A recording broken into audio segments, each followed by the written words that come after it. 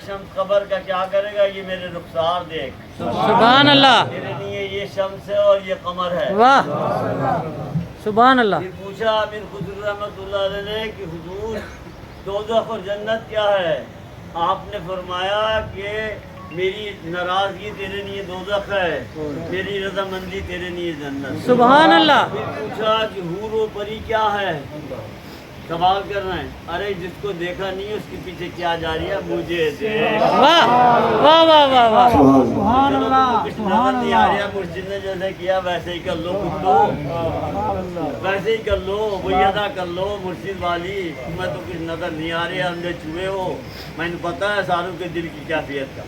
तो चलो तुम ऐसे ही कर लो, मुर्शिद अल्लाह की अल्लाह तरह अल्लाह कर लो, सुन्नत कर लो मुर्शिद की। सुभान अल्लाह, रदौलवी शरीफ है, क्या बात। आप मुरीद हैं लेकिन आपके पास इत्तिबा पीर की नहीं है। इस मुरीदी से कोई फ़ायदा नहीं, इस टोपी से आपका कोई फ़ायदा नहीं। जब तक आप सोबत में न रहे आप पीर को समझ ना सके। क्या समझे? अल्लाह तक पहुंचने के लिए पहले तो मुर्शिद तक पहुंचोगे।